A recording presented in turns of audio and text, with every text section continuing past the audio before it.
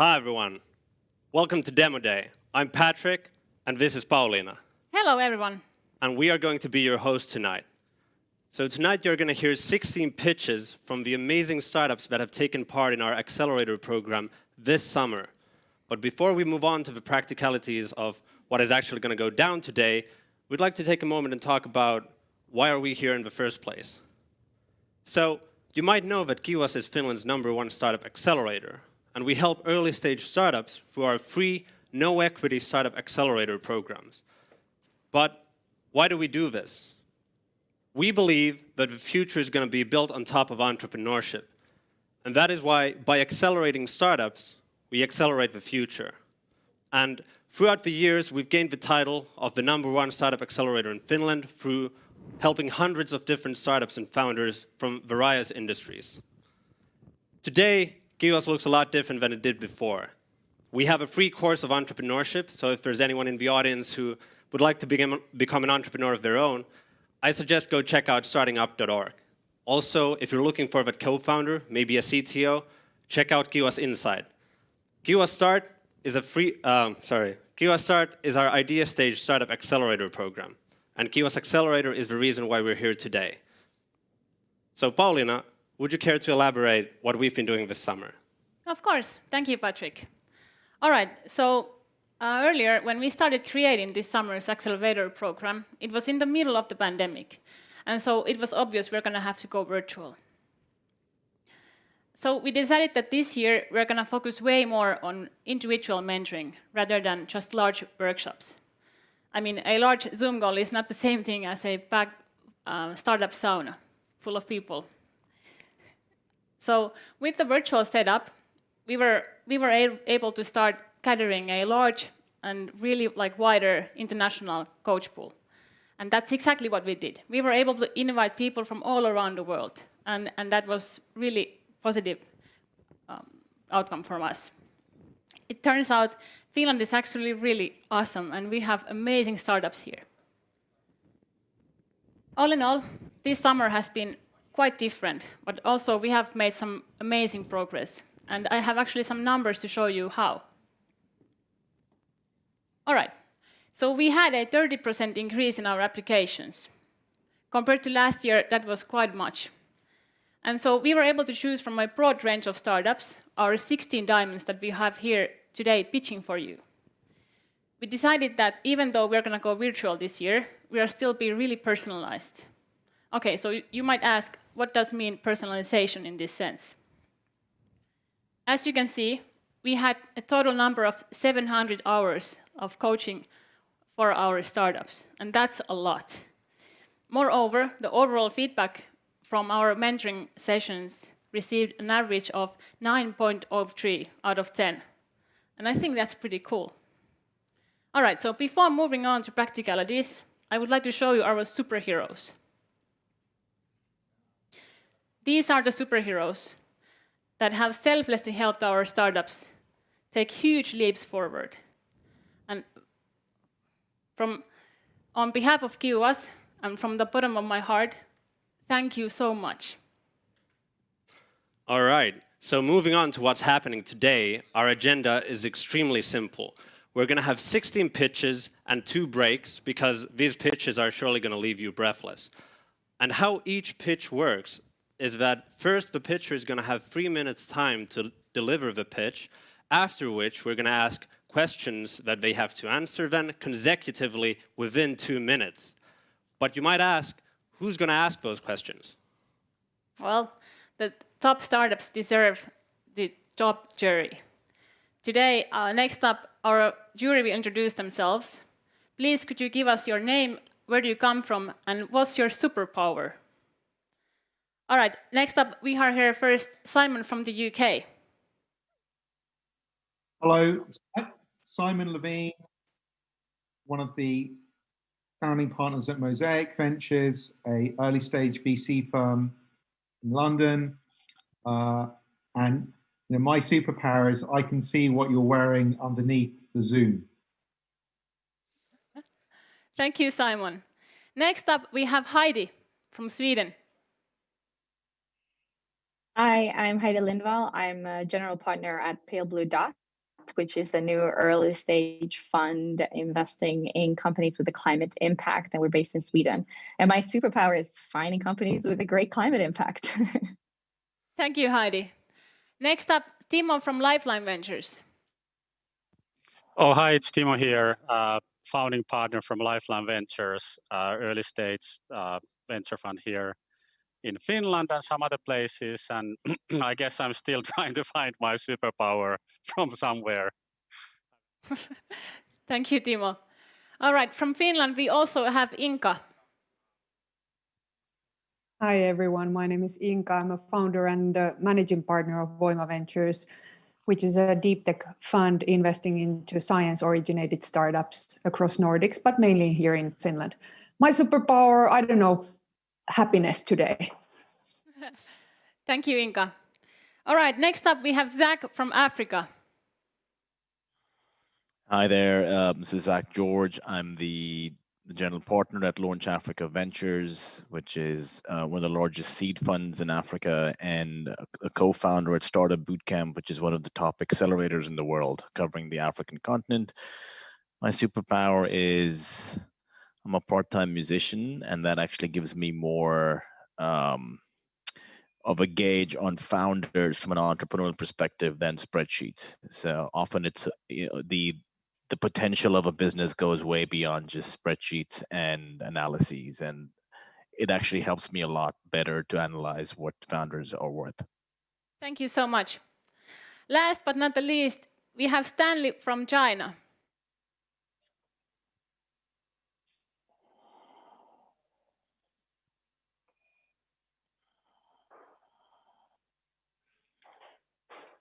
He may need to go and no, he's on mute. Hi everyone, this is Stanley Liu from Shanghai, China.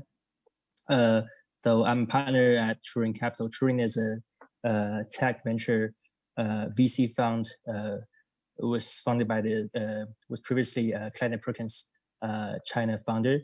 And yeah, the superpower is maybe the luck to meet up with the 16 startups today. All right, thank you, Stanley, and the rest of the jury.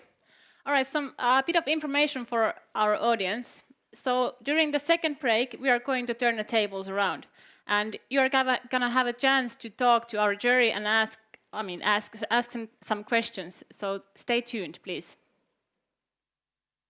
Now, you also might want to stick to the end because, first of all, you're going to select the best pitch of today. So I realized that we didn't actually inform all of our startups that this is also a little bit of a pitching competition, so that we're going to have a small prize to the best pitch that you in the audience are going to select.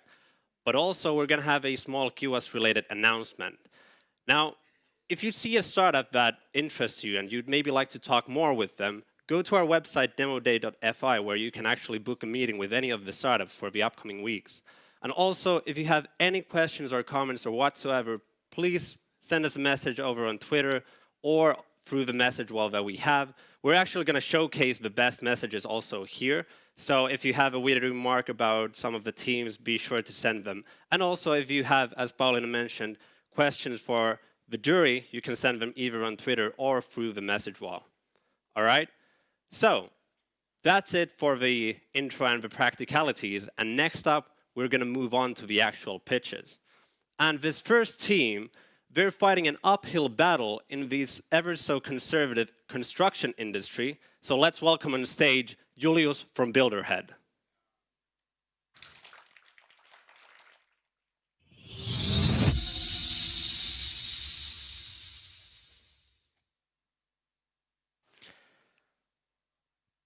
Hello, I'm Julius Tuomikoski, the co-founder of Builderhead, and we are helping builders to prevent unexpected, unprofitable projects in construction.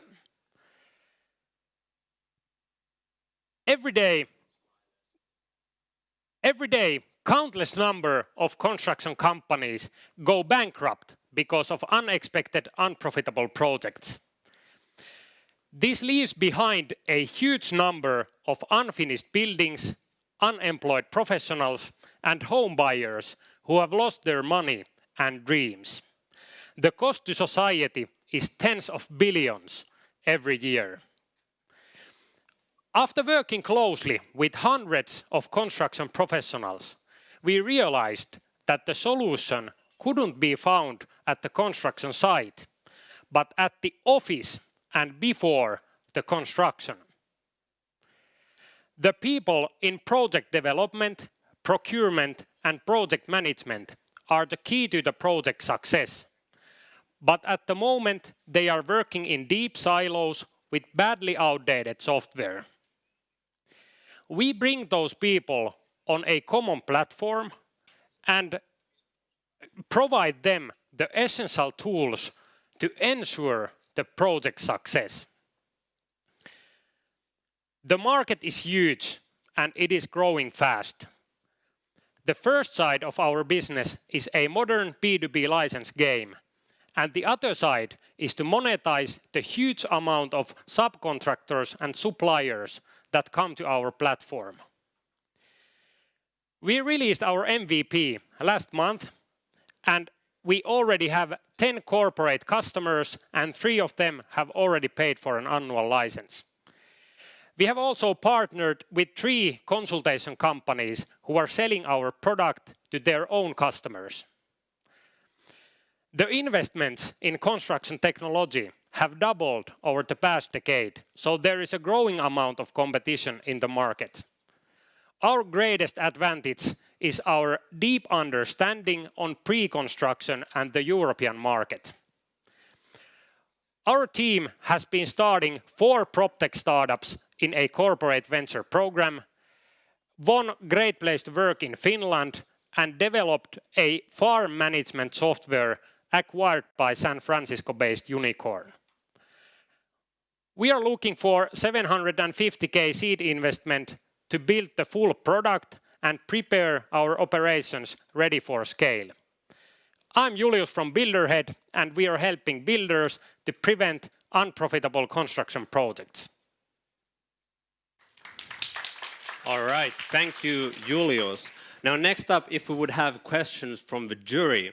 Now, of course, jury, don't be shy. Is there maybe someone who would like to go first and ask a question? Let's say Inka. Yes, so thanks firstly for the pitch and great self-confidence to disrupt the most undigitalized industry in the world, the construction industry. What are really the top 3 features of your tool, and what really is your competitive advantage? Why you believe that you can gain a major market share? All right. The next question, do we have a question from Heidi? Yes, my question is if you can tell us a little bit about the main competitor. And I also had the differentiation there, but I'd love to hear kind of what other people are, or what other things are on the market right now. Thank you, Heidi. And lastly, do we have a question from Timo?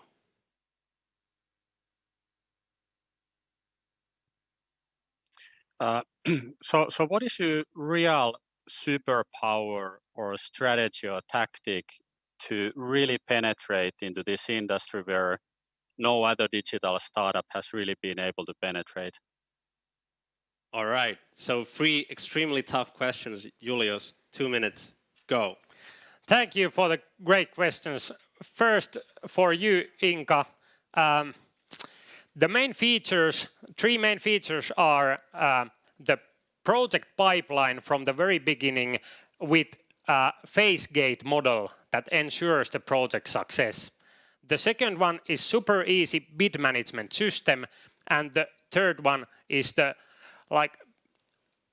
most modern project management tools from other industries.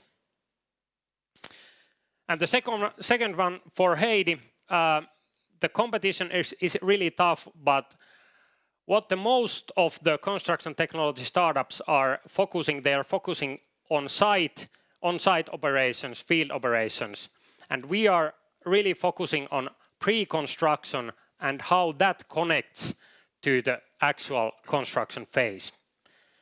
And for Timo, thanks for the really good question.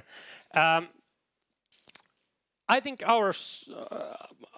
our superpower is something that I formerly mentioned also, but I think that how we crack the scalability problem with this is the really networked industry where we get one paying license customer, it brings us 100 or even more subcontractors or suppliers at the same point. All right. Thank you, Julius. Thank you, jury, for the questions. Next up, we're going to move to something a little bit different. Now, financial analysis and investor reporting is not for everyone, except that now it is. Welcome on stage, Calculate and Nico.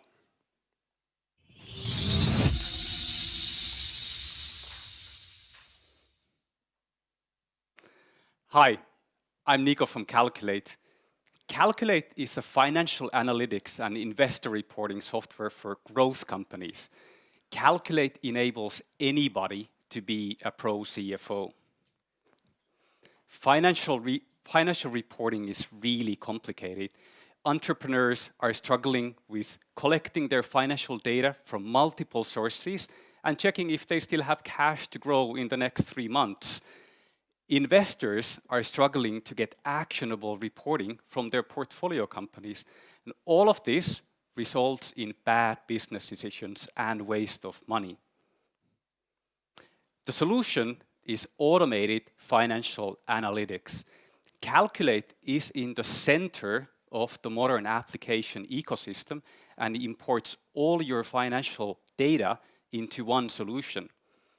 Calculate creates a unique combination of growth metrics, financial reporting, and cash flow forecasting, all of which are super important for growth companies' financial reporting. Calculate's value proposition is clear.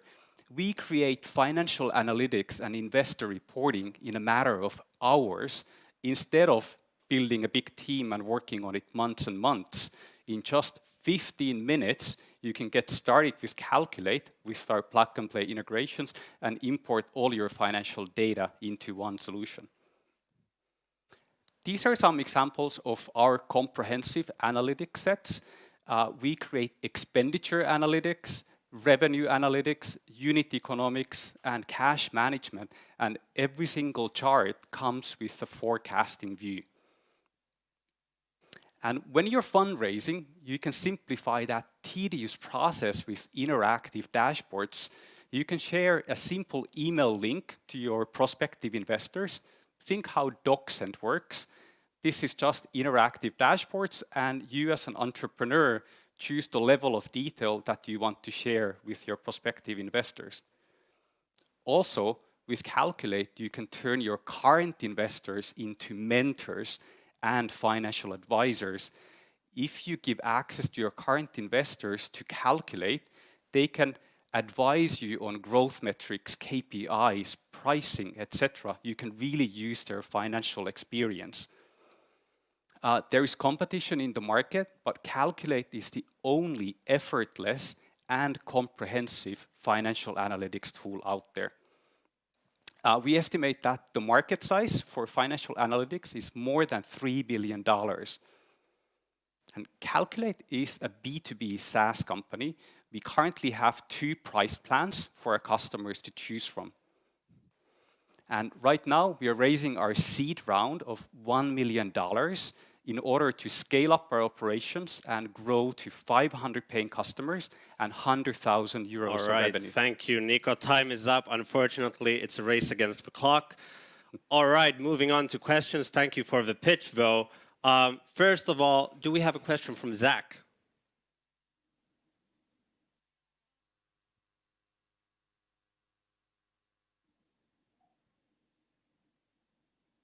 Zach, you need to unmute. Sorry about that. Great. Thanks, guys. Quick one, very good pitch. How are you different from incumbents like Xero and QuickBooks that also pull data from multiple cloud servers and do reporting back to the enterprises? All right, so that's the first question. The second question is from Stan. So hello, my question is about your client strategy. So what kind of client will you start from? Big institutional client or SMEs? Thank you, Stan. And finally, a question from Inka. Yeah, I'd like to understand your real traction by far, as well as how do you plan to grow? Awesome. 3 tough questions, Yeah. 2 minutes time, go. Great. Thank you very much for the questions. Actually, we are planning to integrate to tools like QuickBooks and Xero. We consider them as really important sources for accounting data. We are not creating an accounting system. We are creating a financial analytics platform over the accounting system. I can't see the exact questions here, unfortunately.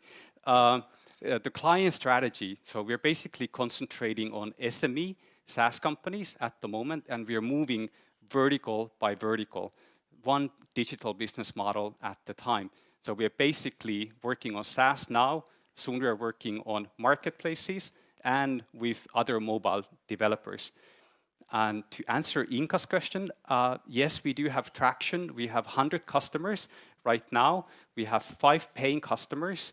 And then we're basically building a partnership network and a strong inbound strategy with a super simple financial analytics academy to educate the whole startup sector.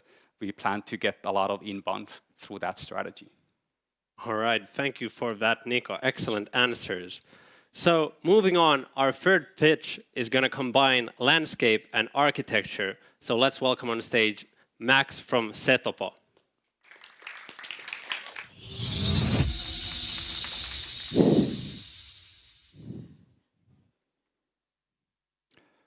Right. Hello, everyone. I'm Max, founder of Setopo. Our mission is to help architects with their landscape modeling pains. So imagine that you contract an architect to design your new summer cottage. And before they can even start working on it, they have to wait days or even weeks to get 2D data like this from the local municipality in order to create 3D data like this to base their designs and further work on. This painful process can take days of manual work, time much better spent designing or communicating with you, the customer. A lot of accuracy is also lost in this process. Our solution is a SaaS website that combines various open datasets to produce accurate 3D landscape models instantly. Using Setopo lets the architect begin working directly in their software of choice without any tedious manual work in between. This can easily save days of actual work, provide a drastically better starting point, and enable better communication between architect and customer. Combining these open datasets also lets us create new and unique data features such as 3D buildings and forest models. Our customers use Setopo in very many ways, but here's a nice one from Studio Puisto. They used Setopo in a customer workshop to immediately compare different siting options for a project without having to wait days to get that stuff from the municipalities. As said, architects traditionally get their data from the municipalities who provide the 2D data mentioned earlier. Another option is to survey the site, but the price point for that is much higher. Our competitive advantages is our intelligent algorithms and our close collaboration with our customers. We offer Setopo as an annual subscription SaaS with simple pricing based on customer size. And we're currently available in Finland, but plan to expand to Norway still this year. There's also a growing number of countries providing this data that we need, which lets us estimate that in about 5 years, we could reach about 10 million euros annual recurring revenue in the Nordics plus UK. Our customers already include some of Finland's largest and most respected architectural firms, and we can estimate an annual recurring revenue of about 100,000 for this year. I come from a family of architects, which introduced me to this problem, which I then solved using experience from countless hackathons. My co-founder Tuomas brings invaluable experience from SaaS businesses and growth companies, resulting in a well-rounded core team. we're looking for new customers, team members, and advisors to help us expand to the Nordics and UK. Thank you. All right, thank you, Max. Well done.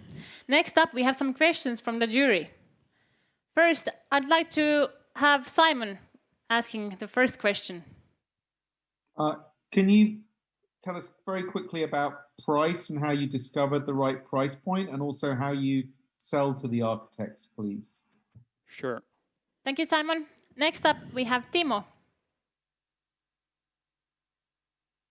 I have very similar question. So what is your real go-to-market strategy in this type of a market where you traditionally need to sell like one by one to the very expert audience that takes time and money to do? Thank you, Timo. And then lastly, we have a question from Stan. Yes, actually, I have a relevant question. Is it possible that you can create a like universally applicable product instead of like doing projects one by one? All right, thank you, jury. So Max, you have 2 minutes time.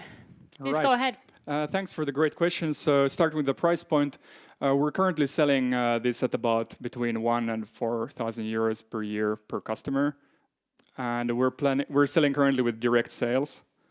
The go-to-market strategy is pretty similar. So yeah, we currently do this one by one to experts selling type of strategy.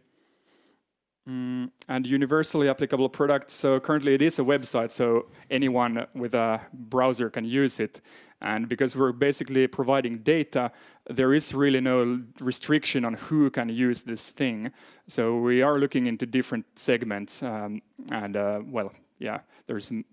a lot more than just architects who can technically use this, but there's currently so many architects who could be our customers that we're currently focusing on this segment. All right, thank you, Max. Thank you. All right, next up, the startup that's coming next here on the stage is not a pretty common one, so since they are from the outer space. Please welcome Milla on stage.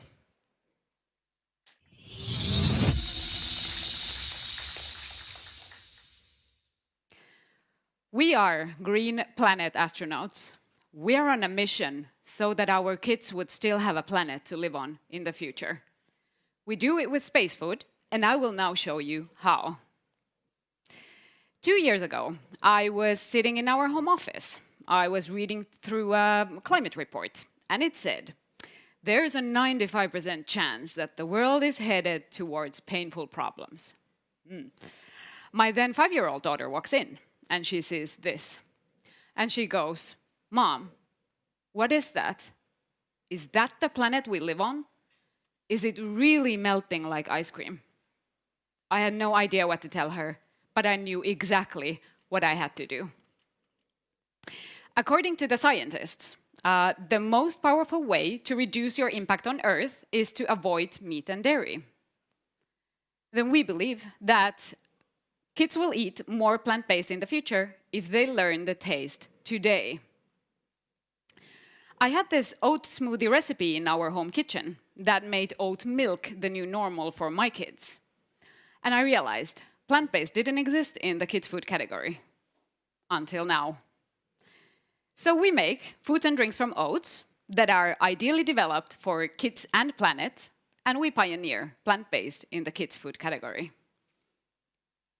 We launched end of last year. We have 2 products, an oat smoothie based on my home kitchen recipe, an oat bar rich with plant-based protein.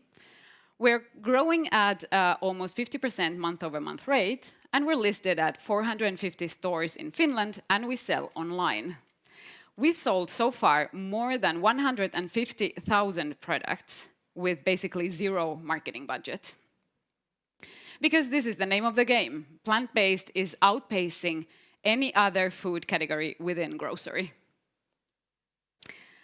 And here are actual people buying our products every week, because these are the people who put oat milk in their coffee. There is a flexitarian Jenna, there is a vegan Lisa, and there is allergic Linda. So kids joined our space squad. They love our space food. Media joined our space squad. They love our story. This is us. We are set to find the solutions to win in the competition. Because the competition is tough, but it's until now been only focused on mainly organic and selling through brick and mortar, not so much on sustainability or direct to consumer.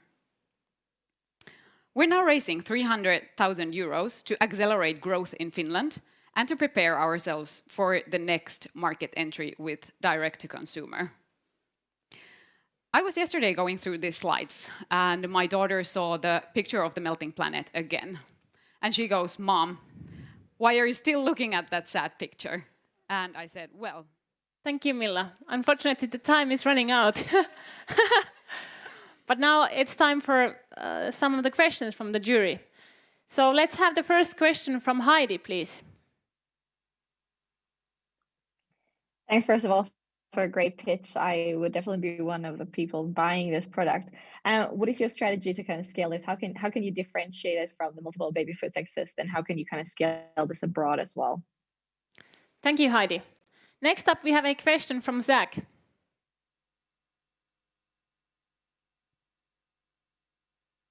Hi there. Sorry, it's a similar question. I mean, are you going to work through wholesalers and retailers, or is your a direct-to-consumer completely online model? And if so, how are you going to acquire these customers outside of Finland? Finland is probably a little easy, but outside of Finland, how would you do it?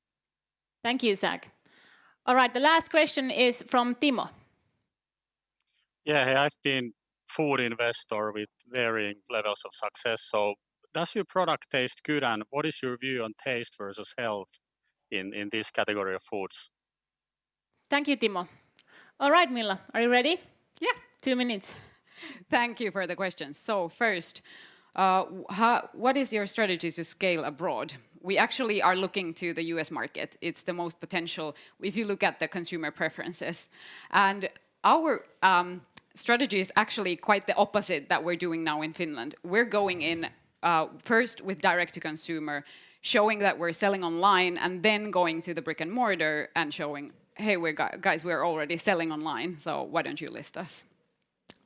Then there was, can you work through a distribution model, direct to consumer versus having to work through? Okay, I think Zachary, you asked like, how are we going to scale basically online?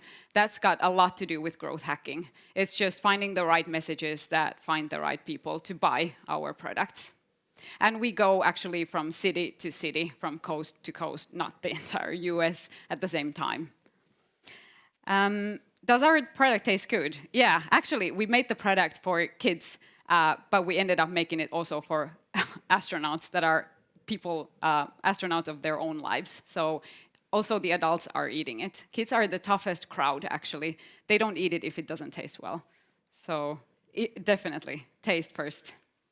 Thank you, Milla. I actually eat it also. I love it, oat food. All right, next up we have Hydro Hacks. And I mean, have you ever tried Aqua Fitness virtually? Let's hear Tommy virtually here. He's gonna tell us how it's gonna go. Please welcome.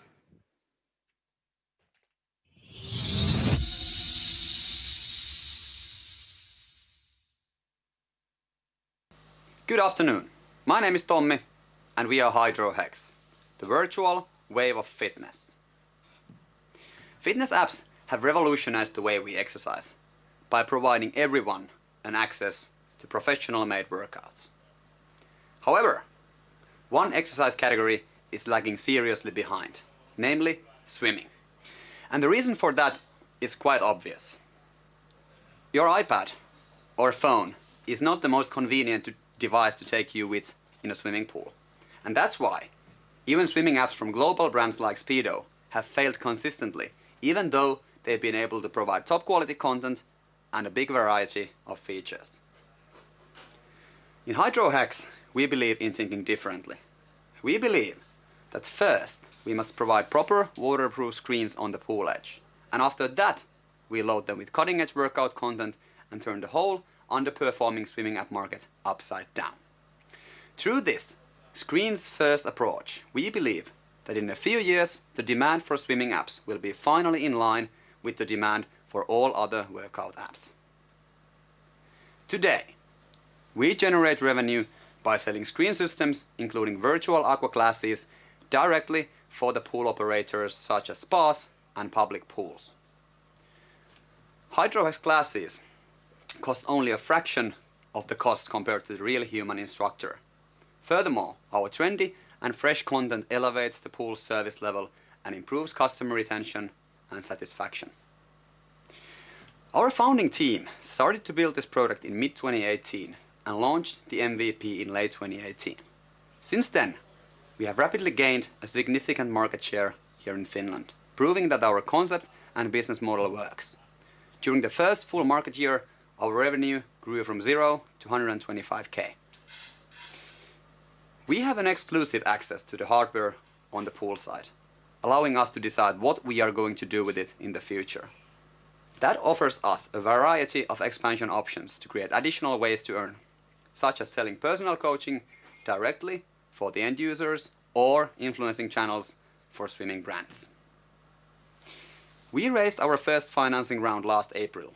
With that money, we are going to laser focus on German spa and public pool market. We have already started our journey by launching a sales office in Berlin. During the next 9 months, we are going to acquire a solid early-stage customer base in Berlin and raise a next round of financing. With that money, we are going to industrialize our concept and distribution system in Central Europe. If you're interested to invest in us in early 2021, please be in touch and I'll add you to our prospective investor list and send you further information about our business. My name is Tommi and we are HydroHex, the virtual wave of fitness. Thank you. All right. Thank you, Tommi. So actually, do we have Tommi there? Yeah, sure. Can you hear me and see me? All right. Thank you. So next up, again, we have the questions from the jury. First, we have a question from Zach. Hey, Tommy, it's a really, really good pitch. My question is around, are you linked to wearable devices? As in, do you integrate with Apple Watches? Do you integrate with wearable devices that swimmers typically use, where you can track your pulse, your blood pressure, your strokes, and all that? Where's the API integration with wearable devices? Thank you, Zach. And then next up, we have a question from Simon. Hey, Zach. Quick one just on the revenue and business model. How much is hardware versus subscription or recurring revenue today, and how will that change in the future? Thank you, Simon. And lastly, we have a question from Inga. Hi, thanks for a really good pitch. I would like to hear a bit more concretism around like what makes you really the best team to execute growth, particularly in Germany. One sales team or a sales office isn't enough. So I'd like to understand your growth and execution capability as a team. Thank you, Inga. All right, Tommi, are you ready? Yeah, great. Thank you for a very good questions, Zach, about the wearables. They're on the pipeline, but not yet. At the moment, we're actually focusing more aqua fitness, like classes where people actually stay on the same place all the time. It's easier to handle than swimming. And we see the content to be a more important thing on the screen than actually measuring at the moment. But yeah, sure, in the pipeline in the future. Simon, thank you for the question about the cost structure. At the moment, unit economics look like that's about €1,000 setup cost. And then we get 5k per year as annual recurring revenue for maintaining the whole system there in the pool area. And Inka, about what makes our team best to execute growth. We really listen to our customers. We constantly develop the system with our customers in Finland. That's also the plan in Germany, to first find those kind of market leading players to actually develop the concept with. We are not actually just going there from door to door to just do sales. We really want to understand our customers and tailor the content such that then we can have a model that really works in the new market, and then we start to scale up. And that's actually the goal for the next 9 months, to just find the first 10 to 20 market leading players to develop the concept further with.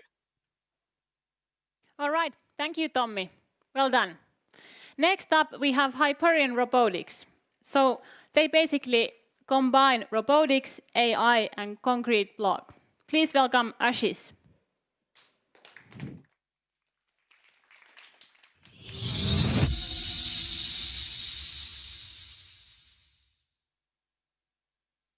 Hi, my name is Ashish. I'm an architect since 2007 and a PhD candidate at Aalto University in 3D printing. And I'm passionate about how technology influences the way we build. As you know, construction industry is very large, but lack of automation is something which we don't know. And that's why I started and co-founded Hyperion Robotics. At Hyperion Robotics, we are building the software engine that will automate the construction site with robotics. Our go-to-market strategy is with 3D printing. We start with 3D printing. As you can see, in the old model, you could take 3 to 4 days to create this column. With Hyperion technology, you can build it in 8 minutes. Our case of our industrial boxes. So for example, this box is made right now like this, but with Hyperion technology, it can make 3 times more efficient, 5 times cheaper. Our proprietary patentable software, where a user can upload a 3D model, which can be then made into a toolpath for printing, and then with our secret sauce and our technology, it can be 3D printed. We are the only ones who can actually 3D print concrete and steel together. What are the benefits to a customer? Simply, it's much, much better. You can make more profit, it's 3 times more optimized, it's 2 times more sustainable, and it's 5 times more safer because robots are doing all the work. Our product is a product as a service, and we can get revenue of $650,000 from 6 months to 1 year. Right now, we are selling hardware plus software and consultancy because most of our customers don't have robots. But in future, we see that automation will be everywhere, robots will be everywhere, and we will provide a software solution. Now it's the right time. Why? Because in just last week, $100 million were invested in construction 3D printing companies. Large-scale building companies are already investing into 3D printing or just buying 3D printing companies. We are also talking to large-scale companies to automate their construction process. More than 4 million views, we are very popular, and that has generated a lot of incoming traffic. That's why we have huge traction. We have 3 pilots already done, we have 65,000 in revenue, and we are talking to 15 customers all around the world. We envision that in next year, we can actually make around 3.9 million from just 6 customers.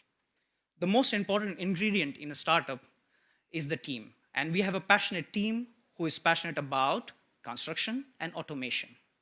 We are looking for 550,000 euros for next 6 months to 1 year. And we will use that to patent our technology, to complete our pilots and our market ready for our product ready to market. We are looking for passionate people to join us. And this is a live video of our printing. Thank you. All right, thank you, Ashish. Really well done. Next up, we have our 3 questions from the jury. Let's start with Timo this time. Oh, hi. This is a really good pitch. Thanks. So what is the customer ROI and how much can you capture out of that? So the customer ROI, so one example which I can give, sorry, we have to have 2 more questions. The customer ROI. Oh, no, don't go ahead. Even I went confused. Sorry. Yeah, let's have the second question from Simon.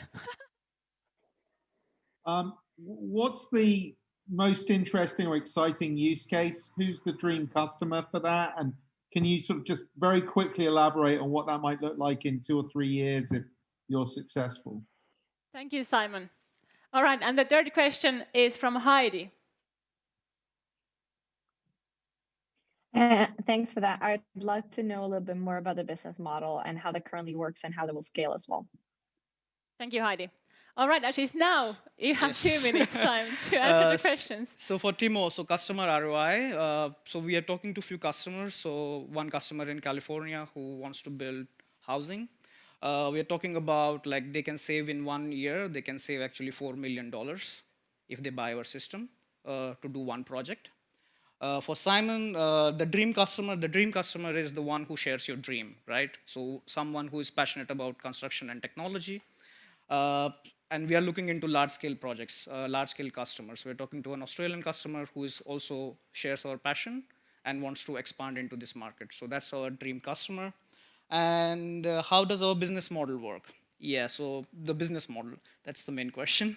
So right now, as you know, most of the construction companies do not have robots. We want to provide them software, but they do not have robots. So we have to start with providing them with robots. So that's where we start with right now. So we rent them the robot, we rent them the whole system, and then we provide the software. But in future, our vision is that when the robots will be everywhere, then we can only provide the software. So that's why the business model right now is different than the business model in the future. All right, thank you, Ashish. All right, so next up we have a break. That's going to take for 5 minutes. So stay tuned and remember to tweet us. I'll see you soon.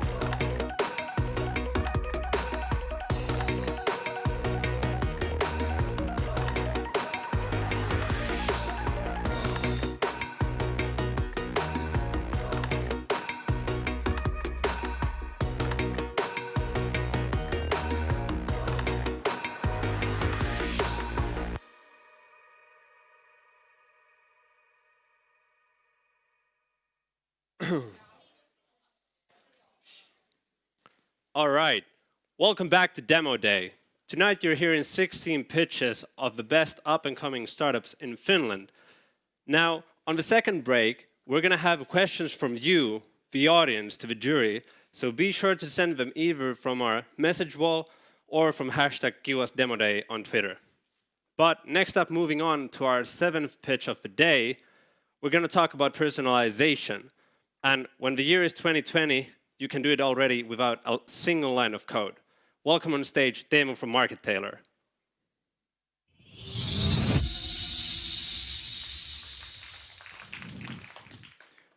Hi, we're Market Tailor. We're making business personal. Today, B2B buyers online, they're looking for relevant information such as use cases and references when buying products and services. Instead, they're facing generic content which tries to speak to everyone without reaching anyone. If the customer can't find what they're looking for, they're likely to churn from the site. According to Salesforce research, buyers are already switching brands if they can't find relevant information. To create personalizations, companies need to identify visitors, personalize different customer segments, create personalized content, and measure results. This used to take a whole team of dedicated engineers, content marketers, analysts, and data scientists. At Market Tailor, we created a solution to do just that. We enable marketers to create personalized content without any code, measure results, and we feed back that data to create even more powerful personalizations. Here's an example of a personalization where we change the copy, the call to actions, and logos to speak directly to enterprise customers. And we did it all by using our own visual editor. Our business model is a SaaS model. We have an offering for freemium users with 500 free unique visitors on your website per month. We have a scalable pricing model that allows you to scale the personalizations when you expand. Our paid plans are starting at $49 per month, and we have additional IP data plans at $99 per 1,000 visitors. We're targeting the SME part of the market. This allows us to take advantage of the larger volume of personalizations created, bringing sort of a network effect into our business. We're a team of software developers from Vainu, the leading company data platform in the Nordics. We're both technical and business-oriented, and I'm a former founder myself. And this team took the idea from sketch to first sales in just 4 months. Please sign up to our freemium tier, and we're happy to serve you. And we're raising our next round early next year, so please stay tuned. Thank you. All right. Thank you, Teemu. Next up, we are going to have a few questions once again from the jury. So if you're newly watching the stream, we take questions from our jury. And first up, we have a question from Inka. Hi, thanks for a good pitch. I'm wondering, what is your real competitive advantage, and is there something that you can claim that is a sustainable advantage in this kind of business? Excellent question. Timo. Same question. What is your secret sauce, and what can you really do? You know, what's your unfair advantage compared to anybody else? There's numerous startups like yourself, so that you really need to nail in your pitch. So what is that? All right, and last question from Heidi. I have a question. Who is your ideal customer, and how would they use this exactly?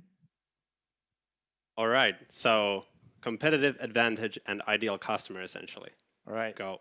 Our competitive advantage compared to these big platform providers is that we're a no-code tool. You install a little bit of JavaScript on your site, and then you're good to go. You create your own segments, and you change the website content using our own tool. And we gather data from a variety of different sources, and we have the best data in the Nordics because we're a local player. For our ideal customer, we're targeting growth marketers who are savvy in understanding and optimizing the website. And they would use it to for example, personalize according to different industry or customer company size. All right. Thank you, Teemu.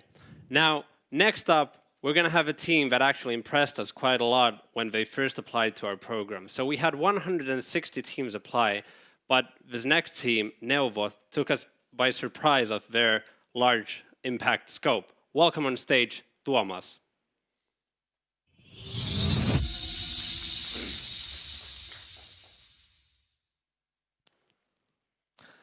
Hello, everybody. We are Neovo in Global, and I'm Tuomas Nyman, one of the co-founders of Neovo. And I want to tell you something that is not right. Meet Elizabeth. She suffered from embolism, but nobody knew it, and she died in childbirth. Then meet Heli, who also suffered from embolism, but it was found, she got treatment, and now she lives happily with her baby. There's a big problem because many developing nations cannot offer universal healthcare to their citizens. Especially in Africa, many countries cannot provide equal healthcare access. At the same time, nearly 3 million infants and mothers die every year, and 80% of these deaths are preventable. We are on a mission to fight for better global maternity health. In Finland, we have one of the best maternity care systems in the world. We have turned this into global digital service model, and with this model, countries can provide universal healthcare coverage. Neovo in Global delivers maternity knowledge via smartbots automatically in over 100 languages. Our smart data platform consists of digital tools to measure healthcare impact at scale.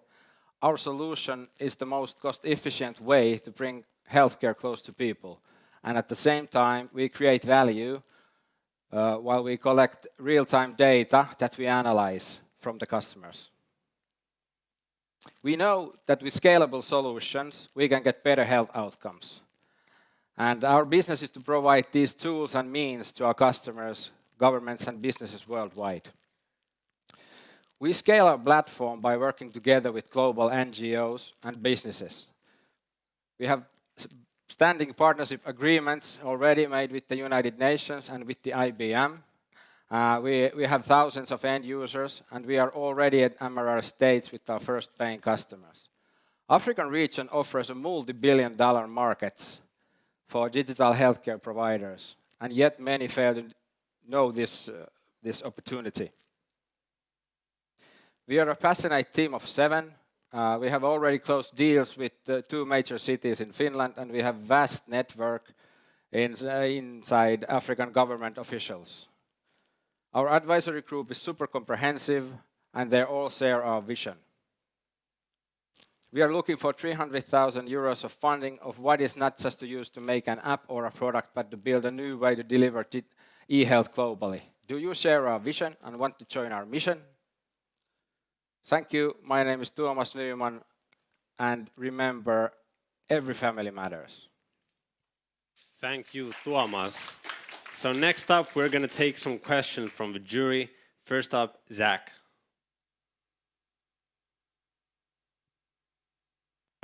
Hey, Thomas, very nice presentation. Something that's very close to my heart personally. How do you reach end customers across the multiple geographies in Africa? Do you do distribution through hospitals and clinics, or is it entirely through NGOs?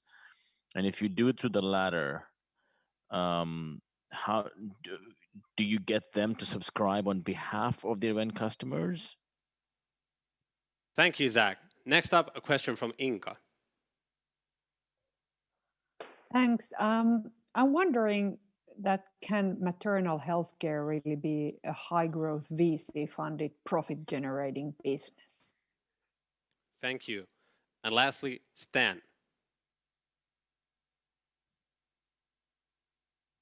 Hello, yes, my question is from the tech perspective. So how can you collect data, collect accurate data, and like you have some kind of hardware, or can you just talk about that? Awesome. So 3 questions, Tuomas, 2 minutes. Go ahead. Okay. First, thank you for the questions, and first one for Zach.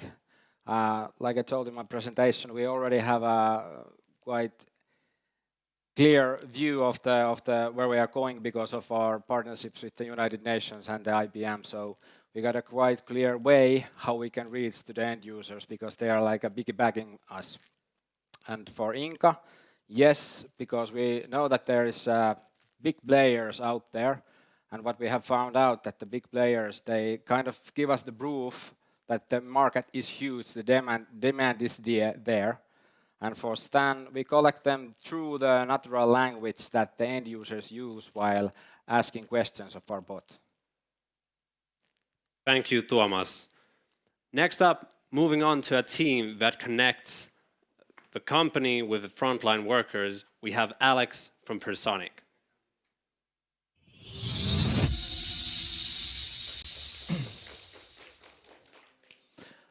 Hi, I'm Alex from Presonic, and I'd like to talk to you about an issue that actually concerns over 100 million people. These are frontline workers from Europe. They drive buses and trucks, they cook and deliver food, they operate production line, but they don't have access to corporate email or Slack. So these people are actually essential for the companies because they are the ones creating the value. And companies naturally want them to be engaged and informed, and thus managers spend a lot of time actually in one-on-one or face-to-face discussions with these employees, making sure that they are aware of latest company news, they understand policies, procedures, and they actually have all their questions answered. This leads to at least 4 hours per employee in wasted time every month due to inefficient offline communications. And that's why we built Presonic, platform that allows these companies to broadcast important announcements, collect feedback, and deliver personalized targeted messages while empowering employees to access company information when they need it. Our digital assistant delivers company messages to the employees through their favorite instant messenger or a convenient mobile application. It also helps them to go through company knowledge base and answers their routine questions, while the tricky ones actually go to the manager. We bootstrapped our company by delivering consulting projects to some of Russia's largest employers and currently have over 80,000 people already using the platform. We collected a lot of positive feedback from our users. We were able to generate over 200,000 euro in revenue in 2019, but our business model doesn't allow us to scale fast enough because of the high implementation costs. And that's why now we want to convert this experience into a scalable product business focusing on European market. With SaaS business model, we can reach out to medium-sized businesses and save them as much as 100 euro per employee every month by charging just 2. Our team has experience managing the second largest HR technology company in Russia, building industry-leading products, and creating a startup in Silicon Valley from zero to acquisition by a market leader. Currently, we are looking for a funding round of 200,000 euro to accelerate our product development and marketing activities. We are planning our product launch for October this year and our first SaaS-based customers by the end of the year.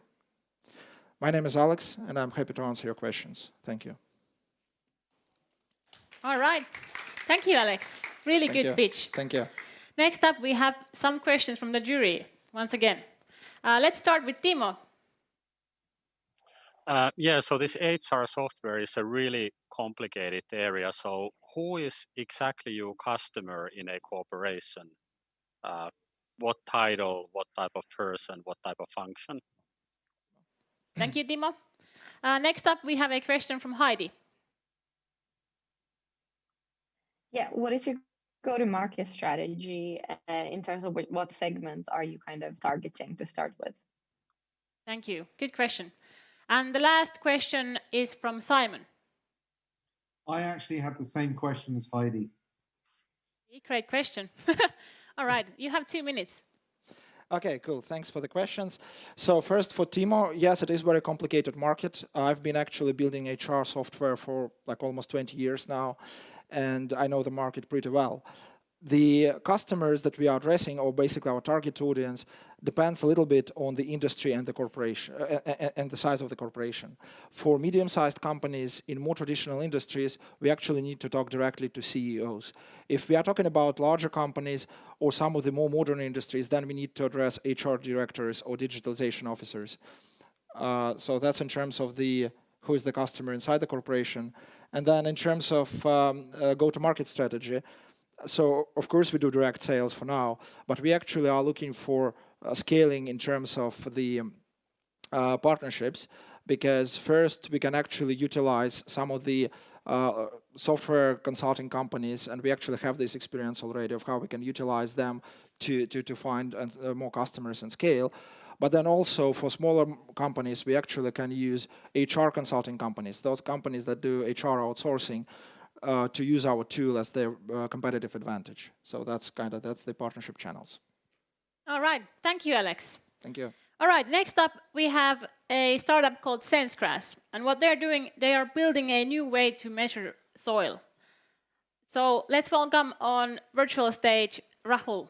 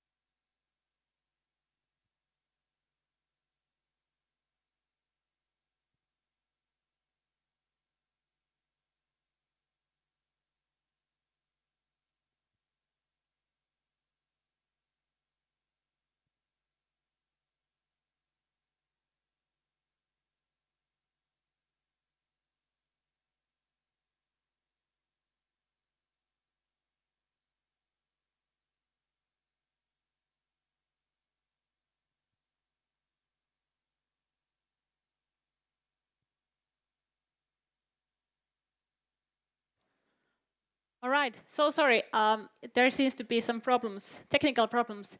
So let's move on to next startup today.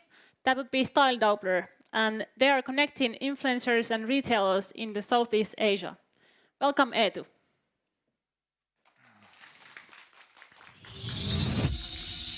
Hello, I'm Eetu Raudas, co-founder and CEO of Style Doubler.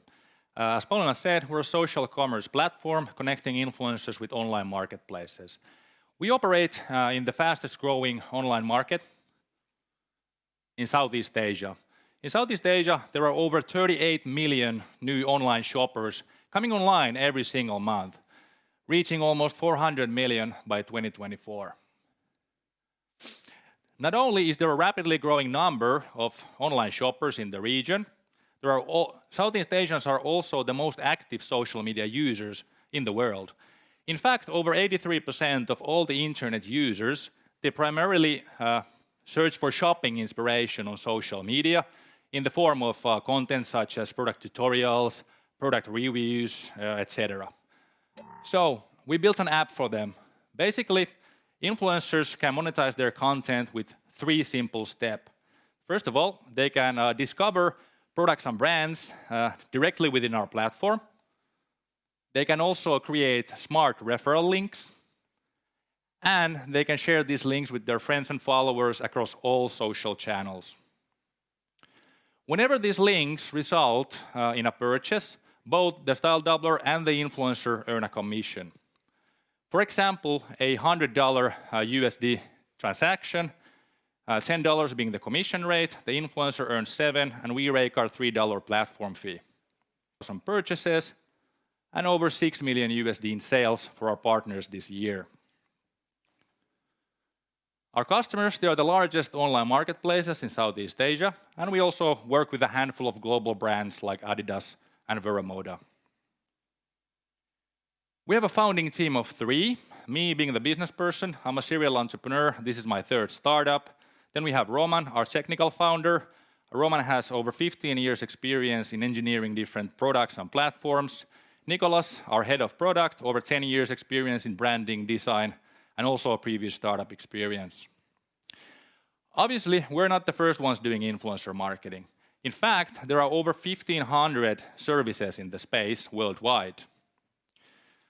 And they're not accessible to everybody. They're mostly influencer databases, and our major difference to them is that anybody can join. You don't need to have a 10 million or 1 million or 100,000 follower user base or audience. You can just get started right away. We provide you with a simple to use, easy mobile application.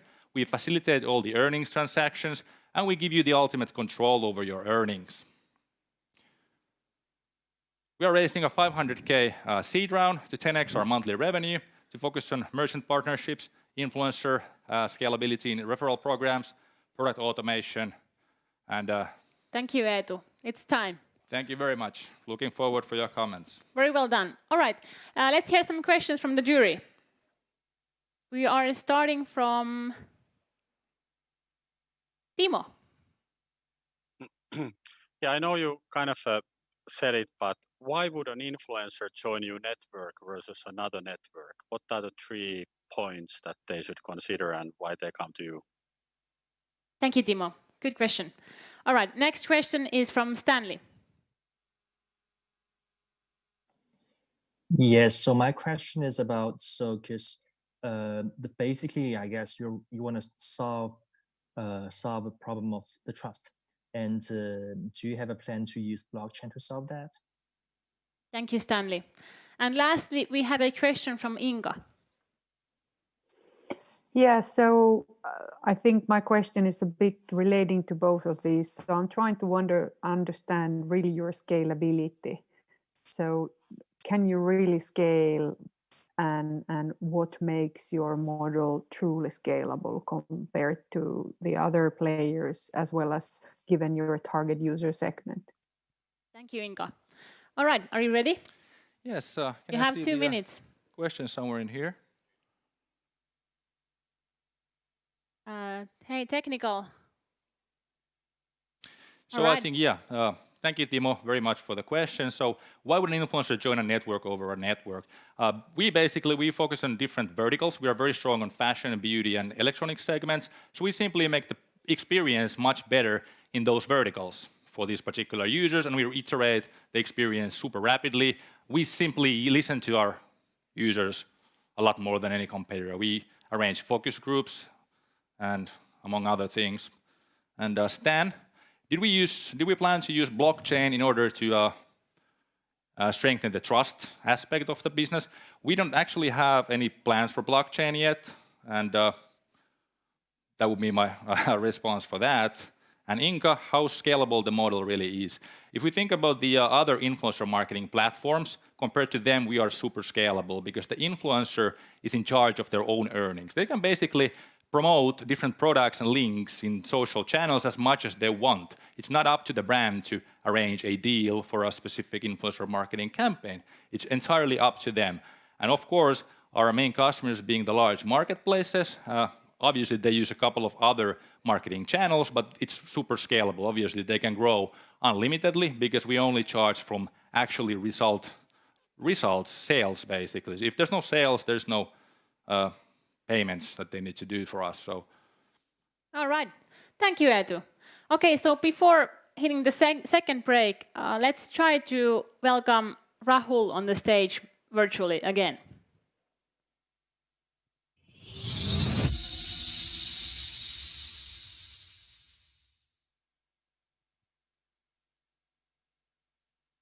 I'm Rahul, co-founder and CTO at Sensgrass.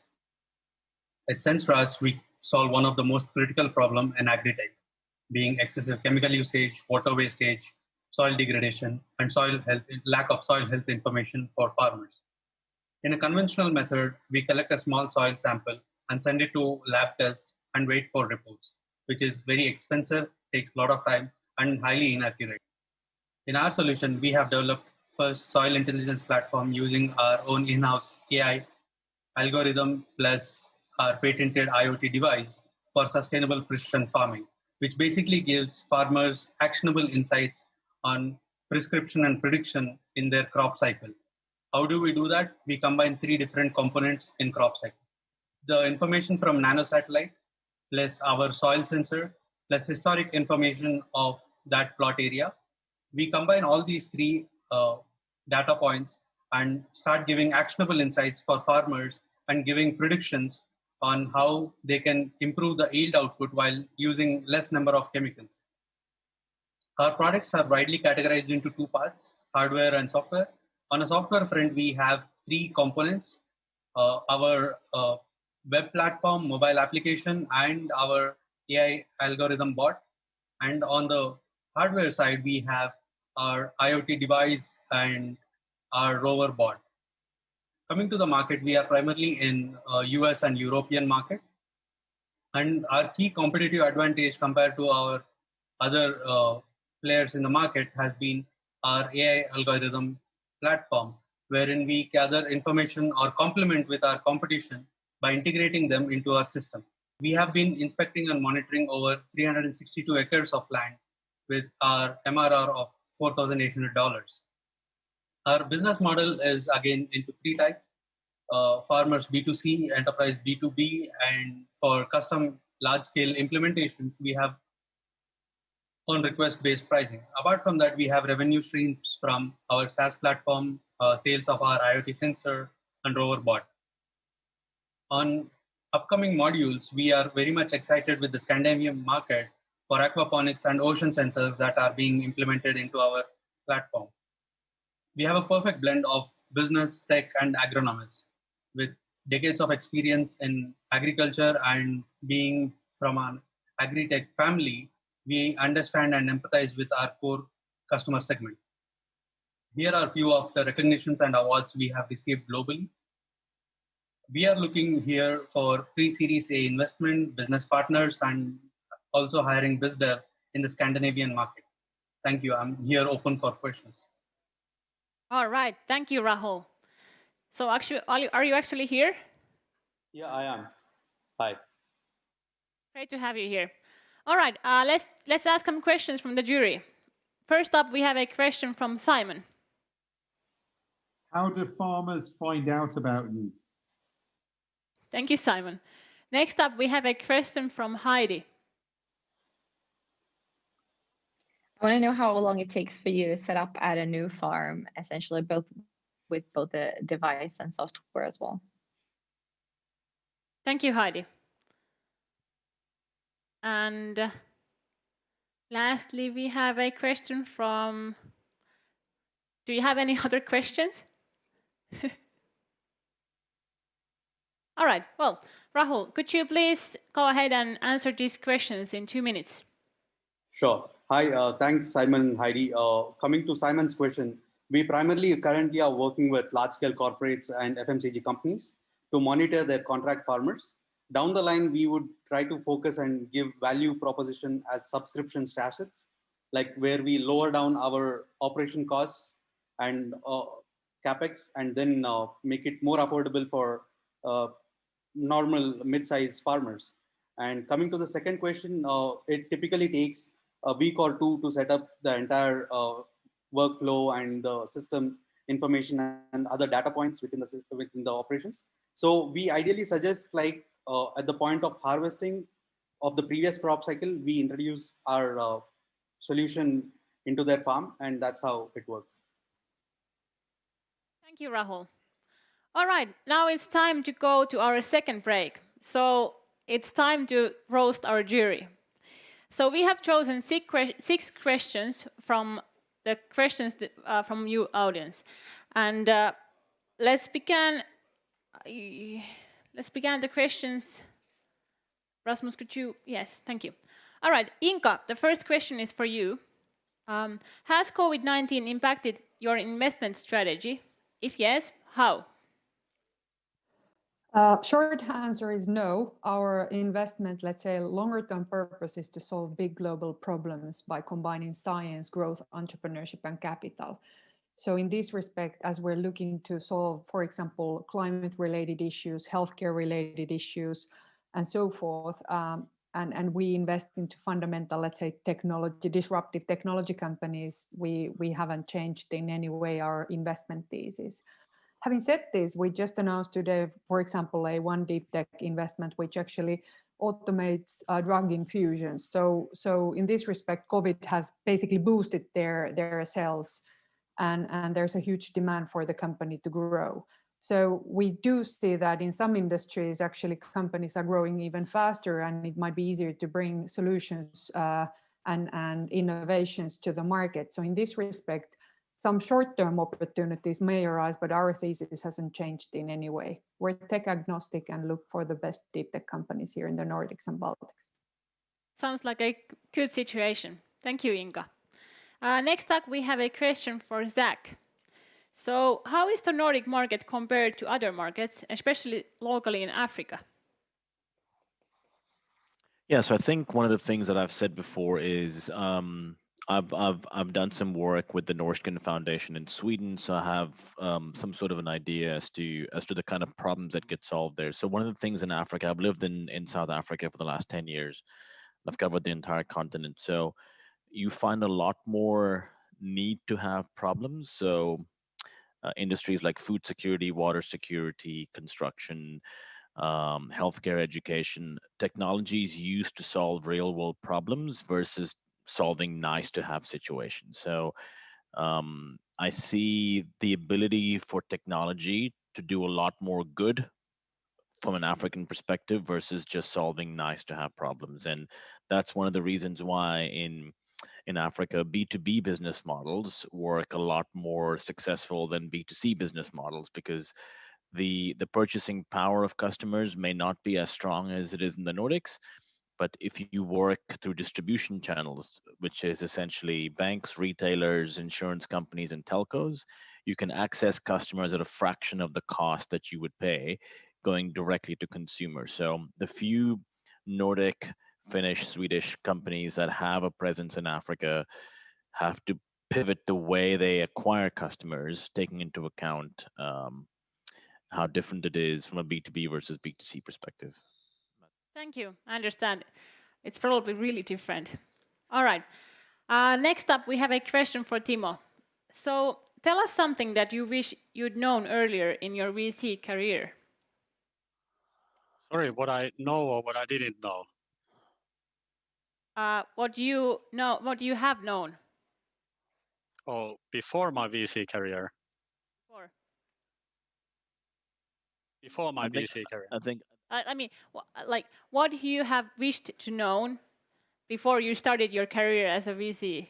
Correct. So this is probably a little bit more technical, but when we started investing like 11 years ago, we thought that we just invest in great companies and we don't care about how the portfolio looks like. So we invest just great companies, great entrepreneurs, and every investment's gonna turn like really good automatically if the companies are good. And everybody was telling us that, hey, you need to create a balanced portfolio, you need to create balanced portfolio, and they just, experienced investors said that, and we were a bit better in a way that, hey, that's kind of a BS, we are different. But now when we have been doing this for 11 years, we kind of understood how important it is to create that balanced portfolio inside of a fund, because funds are these like 10 to 15 year increments, and every great investor like Lifeline Ventures or Mosaic or Voima, they're going to raise first fund, second fund, third fund, and so forth. And every fund needs to have a kind of a concise group of well-performing companies within the portfolio and how you allocate capital. And then I also understood that that's not always for the advantage of an entrepreneur. So the entrepreneur should really understand, what type of a portfolio they are entering into, because, the fund manager necessarily doesn't have capital to allocate, and in some cases, has capital to allocate. There's a lot of nuance in this, but that's also something you might want to discuss with the fund you are going to enter into this relationship with as an entrepreneur. Thank you, Timo. I mean, you certainly have some good startups in your portfolio. All right, next question is from Heidi. For Heidi, I'm sorry. So what is something that you are impressed to see in a pitch? Something I'm impressed to see in a pitch. I mean, there's a lot of things. I think I'm genuinely really impressed when founders can, obviously show good traction, but generally just a strong founder who can answer the questions that come up to them afterwards, more so than how they rehearse the pitch, to be honest. But let me see if I have a better answer to that. Strong traction slides, I guess, are a pretty common one. But I guess the main thing is that if you can really concisely explain what you do in 20 seconds, that is the hardest thing that you do in a pitch. And too many great startups are not able to explain what they can do in essentially 1 to 2 sentences. So if you can do that, and the people who watch the pitch can spend the rest of the time to try to, think about whether it's a good fit or how they can help you, that's great. But if they're spending the whole pitch trying to figure out what you do, then that's not so great. Thank you. Good advice for the teams here. All right. Next question is for Simon. So, all right. So Simon, which is the most important industry that needs new startups?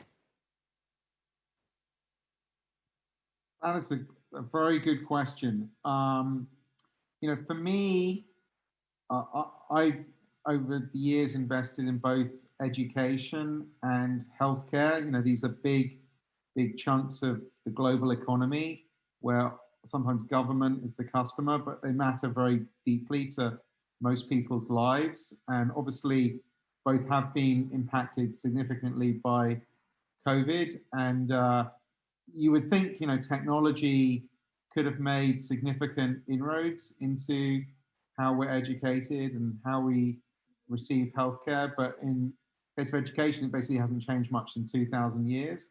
And healthcare, the level of personalization is much lower than we believe it could be if technology was harnessed better. So those are the two probably biggest areas if I take a 10 to 20 year view that are each kind of 5 to 10% of global GDP that should be radically changed, disrupted, and would make a lot of impact to people's lives.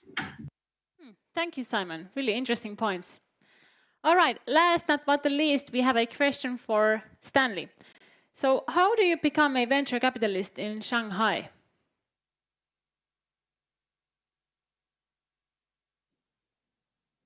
Yes. Well, the question is how? Well, actually, yeah. Well, because I think, to answer that question, the venture capital market in China, is I think we can say that it's a pretty active market in China. It's a big market. It's a big consumer market, and it's a market that so where there's like many industries that are waiting to be digitalized. So I guess that's a great opportunity for venture capital and for innovation startups. Like for me, so I started. So I have a technical background, and then I switched from a technical background to venture capital. And I think this so I'm very interested in like helping innovations, helping startups. I want to like support those entrepreneurs with a mission that fascinates them, and help them to grow their business, help them to design their business, to create their competitive advantage. Yes, and that's basically, so how do I become a venture capitalist in Shanghai? Thank you. Good answer. All right, so that was our second break. Thank you so much for all of the jury members for the great answers. Now we are moving on back to the pitching. So just to recap, we've done 11 pitches and there is still 5 more to go. And stay tuned till the end. Still, we're gonna choose the winner of the pitching of today later on. All right. So next up, we're gonna have a team called Superst. Michael from the Superst, they have done something that makes like cold calling much easier and much more fun. All right, welcome, Mikael.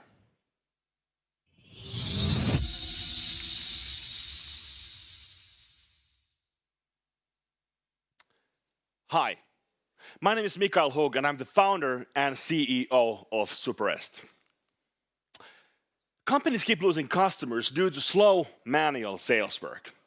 To solve that problem, we automated the most boring and hated part of the sales, cold calling. To give you an idea of what sales teams are dealing with, let me give you some stats. In order to make one deal, you have to make approximately 180 dials. So when for a human that would take, well, roughly more than a week, for us, that would take a minute.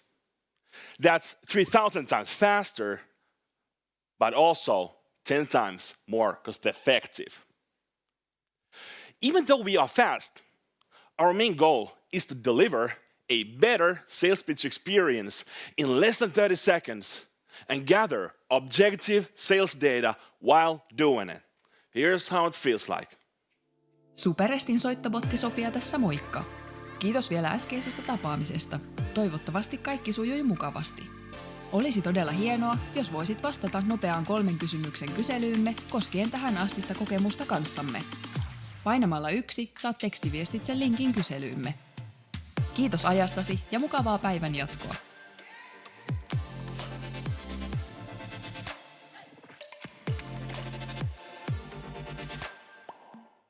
Okay, so with our bots, you can do all sorts of stuff from cold calling to NPS and to reactivations. That's why, said in short, our call bot wakes up your sleeping clients in a 3 calls per second pace and brings them back to life. Our current business model is project-based, but starting in September, we launch our monthly managed services for reactivations to attract that sweet MRR. Since we are bootstrapped and we believe in actual sales, the most of our team of 7 is salespeople. We live as we preach, so last year, with our bot, we were able to generate over 114,000 euro of new sales in 6 months for a brand that did not exist and for a product that did not have any recognized need. Even during these corona times, we foresee a 250,000 euro revenue for 2020. So in order to keep up with our bots work, we need to level up our marketing game, but also hire more people in sales and development. For that, we are seeking a 500,000 euro seed round. Thank you very much. All right, Mikael, thank you so much. Thank you. Again, time to roast our team members instead of the jury. So let's ask some questions. The first question is from Timo. Yeah, hey. First of all, how are you better than the other robots like that? Because I mean, there must be other people doing this. And then the second thing is that, do you really have evidence that people want to receive these calls and it's good for the brands who are your customers? All right, thank you, Timo. Next up, we have a question from Zach. Yeah, it's similar to Timo's question, but it's around how do you manage human versus bot perceptions from a client standpoint? So, you know, there are massive drop-off rates for bot-generated calls. How do you circumvent that? Thank you, Zach. All right, and lastly, we have a question from Heidi. Mine was a bit similar to Timo's. Is this a growing market, and are companies actually still looking to do cold calling? Thank you, Heidi. All right, Michael, you're on. 2 minutes. Yeah, okay, thank you very much for your good questions. So first of all, for the Timo's question, we are trying to pursue to make less than 30-second pitches. And based on our research, and we've now done more than 400,000 calls, and we do a lot of random calls and also talk with our clients who are calling them, we've seen that many people either love it or have it in neutral, because people think it this way, that You either have people calling you and they don't, respect you and just trying to trick you in something. We don't sell anything. We just say that, hey, this is the deal. Thank you for being our customer. Get a promo code, press 1, or just hang up. So far it's been taken absolutely fantastic. Then for other questions, well, I think I also answered also the Zach's question, but the drop-off rates, obviously, when people are calling and there's a human perception, of course, you can have more detailed questions and more detailed talk, but that's also super slow. So with our bot, when people are taking their calls and they're like, hey, yeah, maybe I'm interested of buying a product, or I want that promo code, then you can get into it. We make almost 1,100 calls per hour, so we can find the ones who are more interested of the things currently and who's not. And yeah, it's growing market for the Haiti. We just see how things are going in Sweden, for example. When we are thinking of markets where you are delivering a good robocalls, obviously you can do spam calls and scam calls, and that's totally different. You can do that also with email. But when you're doing it with robocalls, it can see that in Sweden, it's well, now the companies have like 8 million euro revenues, when here we have only like 200, so it's growing. All right, Thank you very Michael. much. Time is up. Thank you so much. Very well done. Next up, we have coming to the stage Supervisor. And so, would you like to know how fast your website is? Ask them. Please welcome Lauri.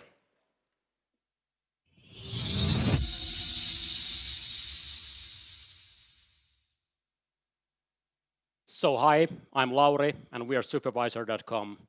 And don't we all just hate slow internet? Yes, we really do. But the problem is that nobody knows how fast their website is when it matters the most. So on Black Friday, during a marketing campaign, or when you finally go viral. And that's why websites always crash on the most worst possible moment. Just think about all the lost revenues and all the money you spend for marketing, everything in vain. And the world is moving to digital, and this year, Black Friday online, because of the situation, it's going to be worse or better than ever. So we have to do something about that. I've been hosting busy e-commerce sites for the past 20 years, while my co-founder Matti was building amazing SaaS products. And we saw this problem over and over again, and we knew that we need to do something. We wanted to make internet great again.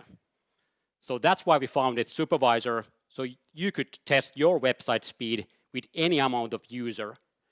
And we even share our tips and tricks how to make it faster, so you will be ready for your big day.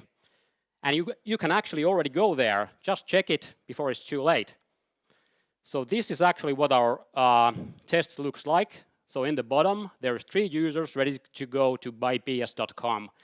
And they will open a web browser, a real one, and they'll start to click and scroll through the website, add product to shopping cart, and do whatever a normal user would do. And then we'll start collecting user experience data like the page load time and some other important metrics. And now we can actually rehearse Black Friday or marketing campaign by just adjusting the slider and adding more users and see how fast our website is. And by the way, BuyPS is one of our early customers. They used to always crash after sending a newsletter or during Black Friday. And so they tested with us. They were able to find the problems, and now they're selling like crazy. So that's like 10 million euros per revenue with clothes for women. So that's pretty amazing. And the same way, we are all testing our domestic customers and international e-commerce and SaaS companies. They are currently paying us with the pay-as-you-go model, and one test cost around 1,000 to 2,000 euros.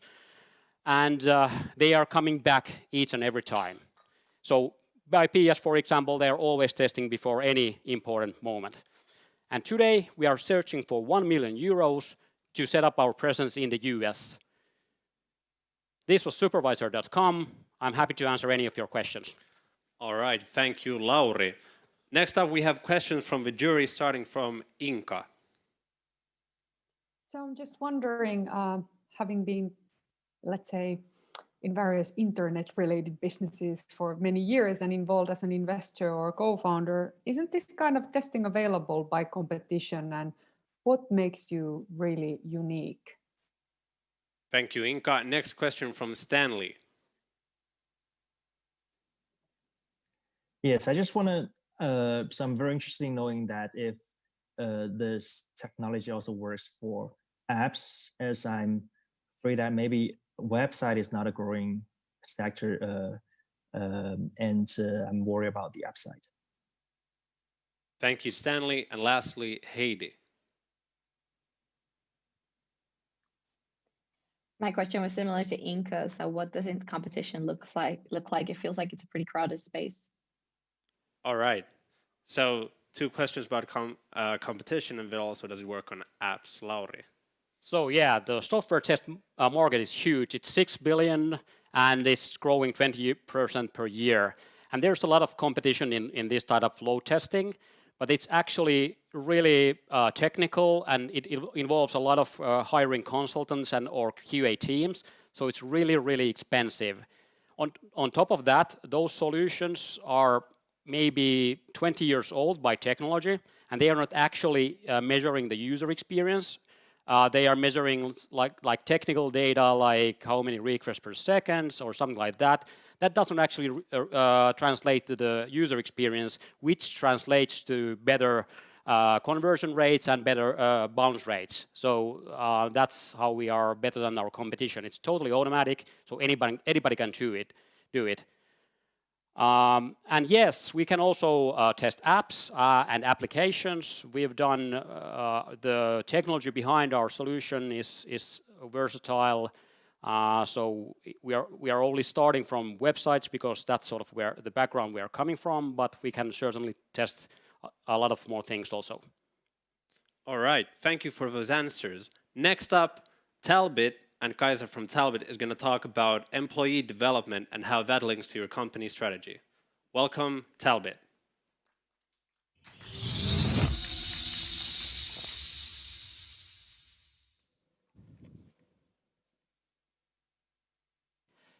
Good afternoon, Demo Day participants. I am Kaisa, and I'm the founder of Talbit. Talbit is here to grow your business by growing your talent bit by bit. I've been working for over 20 years. As an employee, I went through several annual performance reviews, not one providing me with a concrete development plan, leaving me very frustrated and leaving the company soon. According to Professor Kaplan, 80% of strategies fail due to poor implementation. Global research also shows that employees missing clear development opportunities are easily disengaged and demotivated. Adding high employee turnover to that can cost up to 25% of an employee's annual payroll. This is why I created Talbit, the platform to create measurable development plans to succeed in business. We are doing this with this awesome team. Our talented and diverse advisors are supporting us on this journey. Now you're asking why. Well, first of all, the employee experience trend is here. Organizations are finally understanding that motivated and engaged employees can be their competitive advantage, creating their key success. Second, the millennials and Gen Z are conquering the workforce, and digital tools are basic requirements. They also need to connect their growth to a greater purpose, the strategy being one. Third, the past 6 months have already proven the need for new and transparent tools to create community. Talbit can do this all. The global talent management market is expected to grow to 11 billion by 2026. Applying pure SaaS features, Talbit has a global potential of 2 billion. We are not alone in this space. Our competitors offer performance management softwares and more traditional HR systems. This is how we're going to win. We know the employees' skills. We know the skills needed to reach those strategic targets. We will use the templates and competences maps that we already have and draw out concrete development plans for those employees. Our business model is SaaS, and a typical customer employs knowledge workers. Our go-to-market strategy includes cooperating with graduating university students, Gen Z influencers, tying strategic partnerships, and having a strong online presence. Today, we have cash flow is generated from 8 paying customers with yearly licenses and ongoing pilots with 50 companies. We are expected to grow to 20 customers by the end of the year. We are seeking for 300,000 to finalize R&D and ramp up our sales operations. My name is Kaisa, and I'm here to help you succeed with your business by creating concrete and measurable development plans to grow your biggest asset, your people. Thank you. All right, thank you, Kaisa.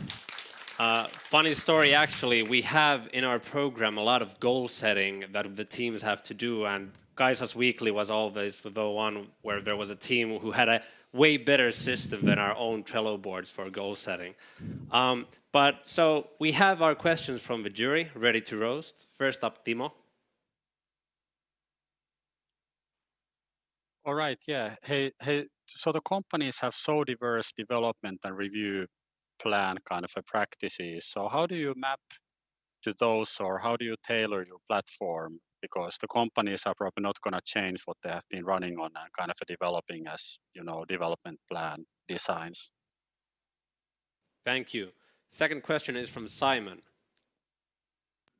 Please, can you tell us more about the go-to-market? As just that one slide was an unusual approach, so I'd love to hear a little bit more if you have some time.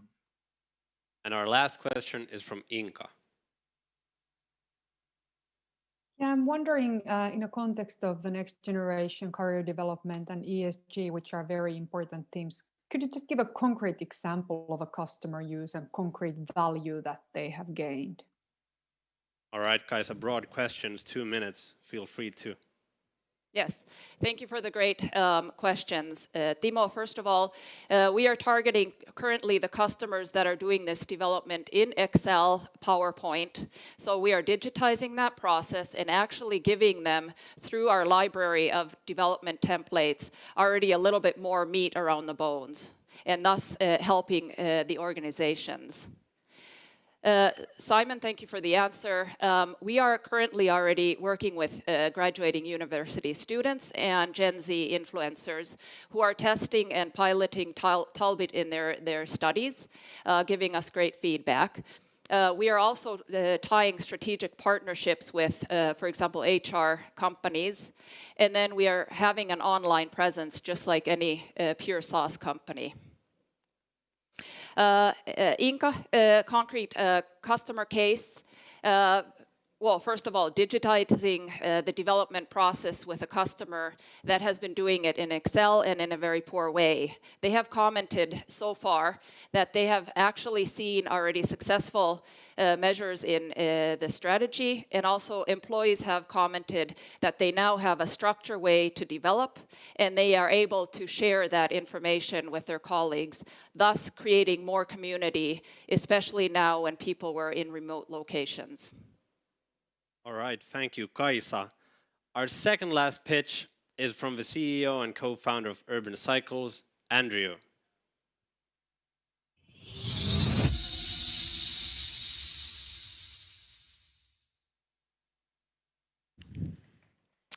Hey, I'm Andrew from Urban Cycles, and we are improving urban mobility by popularizing electric bicycles. It all started when, being a student, I founded my first company called Go Bikes. You could give us your regular bicycle and we would turn it into an electric one. By building e-bikes with my hands, like this one, I learned the ins and outs of the tech. And the more I got involved, the better I understood the common problems existing e-bikes share. They look bulky and weigh twice as much as regular bicycles. They're difficult to use and extremely expensive, with average prices far exceeding €2,000 though. Now, at Urban Cycles, we're here to solve that. We created a bike like no other. Clean design and smooth riding experience at an affordable price. With this bike, you will look forward for your next commute. To make it happen, we had to reimagine every detail, from the way motor intuitively adapts to your riding, to batteries, which are now hidden inside the frame, but at the same time are still removable for charging. We believe in making bikes smart and connected. That's why it comes with a mobile application featuring theft protection, remote diagnostics, and many other functionality, all to make your commuting experience exceptional. And the market is there. In Europe alone, more than 3 million electric bicycles were sold during the last year. And by 2025, the sales will almost triple. With every passing year, the average user age is going down, meaning that younger demographics are driving growth. Still, millennials are an untapped market opportunity, and we're going after them. We build bikes to make money. Our core technology we develop ourselves. Then, with the help of our partners, we assemble the bikes in Europe. Lastly, we sell them directly to consumers through our website, cutting the middleman and saving on those costs. We offer not just the bikes and accessories, but also maintenance and insurance services available through flexible subscription plans. And to make sure that your bikes ride for years, we will establish a broad network of local service partners. We're a small team who truly love what we are doing. We are e-bike enthusiasts and have been bootstrapping the company since day one. During the past 6 months, we brought the product from the MVP to a pre-production stage. Along the way, we have patented core technology and established connections with key contract manufacturers and suppliers. Our next step is having a pre-order campaign on Indiegogo during this autumn, with the goal to deliver the first bikes next spring. After that, we're launching in Nordic countries and scaling on key European markets. We're now looking for 200,000 euros investment to help us reach first 1,000 pre-orders. And with the money received from our pre-order campaign, we will kickstart manufacturing and build the first bikes. I'm Andrew from Urban Cycles, and I invite everyone to test ride our bikes here in Helsinki. Thank you. Thank you, Andrew. Now I have to say personally, when I've ridden the bike, it has been the smoothest ride of my life. Now, we have once again 3 tough questions for you from our roasting jury, and the first one is from Stanley.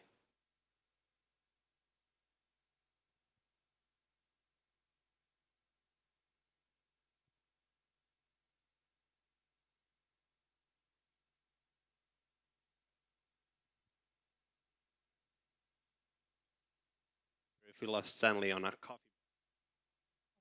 Stanley is on Hello? mute. Hello? Now we can hear you. Okay, cool. My question is, what is your unit economy? What is your average revenue per ride? And just don't tell us the BOM cost, but so what is your payback period per bicycle? All right. And our next question is from Heidi. My question is, what is your go-to-market strategy? All right, thank you. And the last question is from Timo. Yeah, so I feel that the brand is kind of a key in what you do. So how do you develop your brand, and what's your brand gonna be like? All right, so 3 different questions. Yeah. Go ahead. So the first question from Stan about the unit economy, the BOM cost and the revenue per ride. First of all, we are not a bike sharing platform, so we don't have the revenue per ride. We sell the bicycles directly to consumers. The BOM, well, the gross margins for our bikes are over 40%, and we also earn more, of course. We have higher margins on accessories and earn as well from the services that we sell. And the BOM is around 600 euros to build the one bike. So Heidi, what is our go-to-market strategy? We will launch in specific countries, focusing on big cities. There we will target mostly younger audiences, basically millennials, who will use our bicycles for traveling to work. So it's a commuting device. And by launching in a city, for us, it's very important to have a test ride network as well as a service network. So the task for us would be to generate, since we are a D2C brand, generate lots of traffic to our website and then to convert it to the test rides and then the sales. And the Timo, the brand, yes, that's true. Actually, there are two main things we have to nail. The first one is the product, and the other one is the marketing, including the brand. It is one of the tougher things for us, building a D2C brand. And we believe by focusing on specific audience, younger audiences, and having a clear vision about the product, how simple it is, how well it fits the needs, we can build a clear and beautiful brand. This is a challenge, and we will work on that. All right. Thank you, Andrew. Our last pitch is coming from Sebastian, who's a tennis maniac, and I'm not a sore loser, but I would not play against him another match of tennis. So welcome on stage, Zenitz.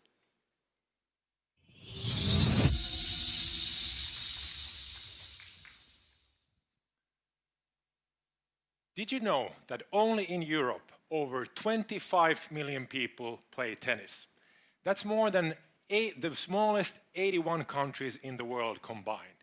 These players play hundreds of thousands of tournaments every year, but less than 1% have line umpires and even less use electronic line calling.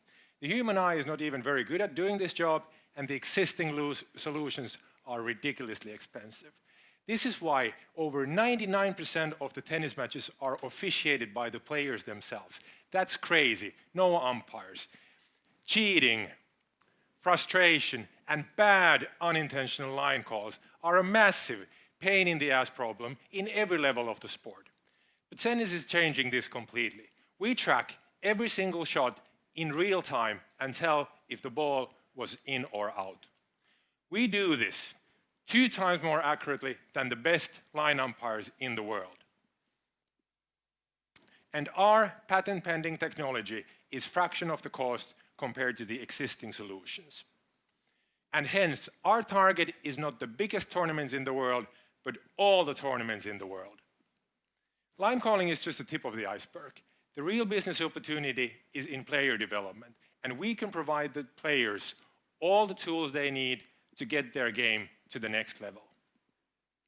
There are 1 million tennis courts and 100 million tennis players in the world who spend 28 billion to this sport every year. Our business model is very simple. We lease the system to the court owners and charge the players for premium features on our mobile app. This adds up to a yearly market potential of 200 million euros. And yes, we can scale this to other sports as well. The competition is there, but only our solution has the ultra high performance and a price that any court owner in the world can afford. Half of our team has an impressive background in marketing and sports, and the other half in software, hardware, and computer vision. And we're all nuts about tennis.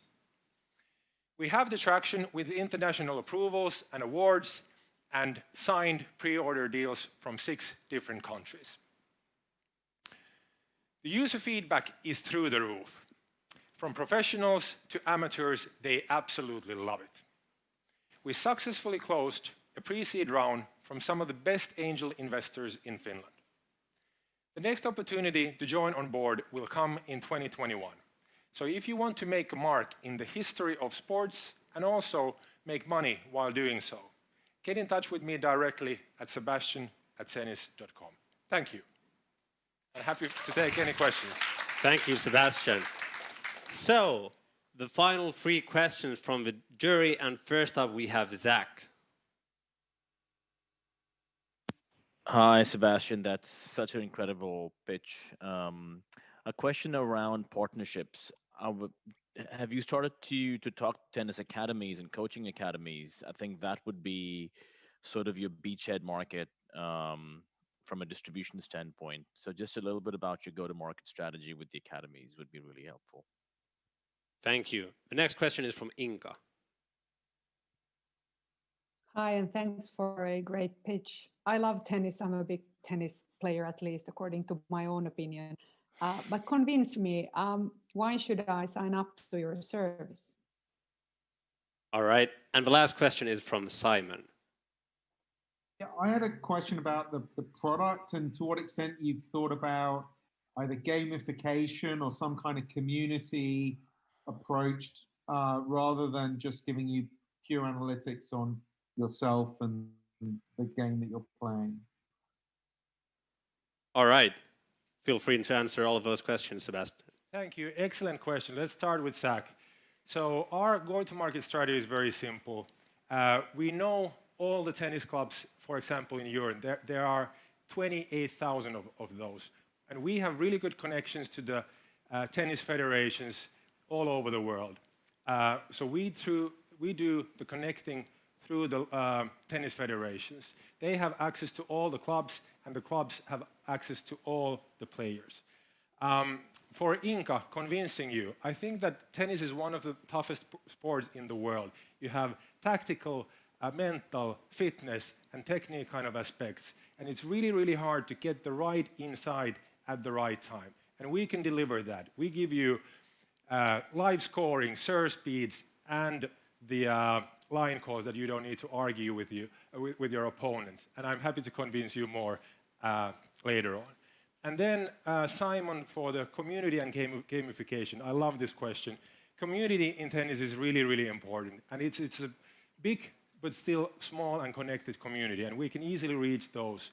But the gamification is the closest to my heart. We can provide the players interactive drills that brings focus, motivation, and engagement and fun when they can play interactively with each other, compete, and measure. That's my short answer to that. Thank you. All right, thank you, Sebastian. That concludes all of our 16 pitches. And now, you, the audience, we're going to require you to vote for the best pitch. So you're going to see the countdown and the link to the vote in the screen. Please do go vote and say your opinion about who deserves to get our award. And after that, we also have a small Kios-related announcement. So stick until the end. See you in a second.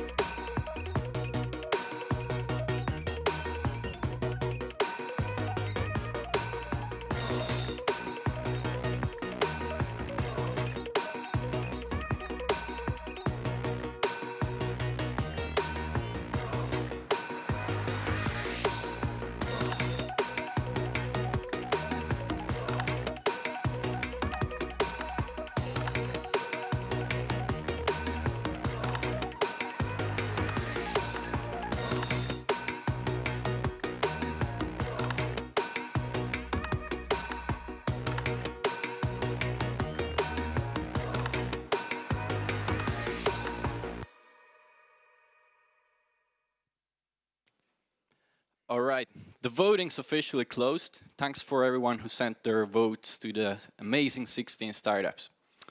While Pauliina and Patrick are counting the votes, I'll be making a very quick Kiuas-related announcement.